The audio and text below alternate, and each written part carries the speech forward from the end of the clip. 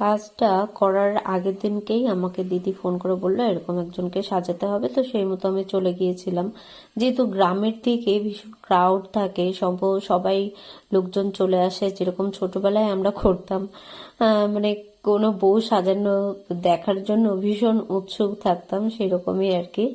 তো সেই মধ্যে সেই ঘরের মধ্যেই আর কি সব লোকজনের মধ্যেই আমাকে সাজাতে হবে বা আমাদেরকে সাজাতে হয়, যেই পরিস্থিতি থাকুক না কেন। তো আর এই যে কলকা করাটা রিসেপশন ব্রাইডে এখন খুব একটা বেশি করে না, কিন্তু যেহেতু গ্রামের দিকে বয়স্ক লোকরা থাকে তাদেরকে আবার আর সুন্দর করে কলকা না করলে ভালো লাগে না। তার মধ্যে আবার কেউ কেউ বলে যে ফুলের মালা দিতে হবে, ফুলের মুকুট দিতে হবে। তো যাই হোক, সেগুলো একটুখানি স্কিপ করার বলে টলে করি।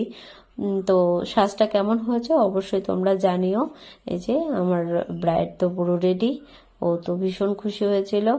আর তোমাদেরকে একটা জিনিস শোনাবো লাস্টে, তো বুঝতে পারবে যে কত লোকজনের কত রকমের মন্তব্য থাকে, এত কথা থাকে, কথা বলে, যার মধ্যে দিয়েও আর কি আমাদেরকে সমস্তটা মেনটেন করতে হয়।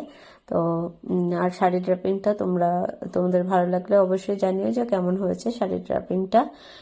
রিসেপশন ব্রাইডে যেভাবে আর কি ও করতে চেয়েছে, তো সেভাবেই আমি করে দিয়েছি।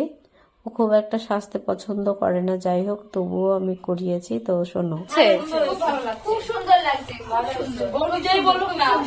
রিভিউটা তুমি ওর কাছ থেকে নাও, ওটা সব থেকে বেটার হবে। ও কি করে বলবো, রিভিউ একমাত্র নেয় বউ, যে স্যাটিসফ্যাকশন ওর কিনা সেটাই এটা বুঝতে পারবে না।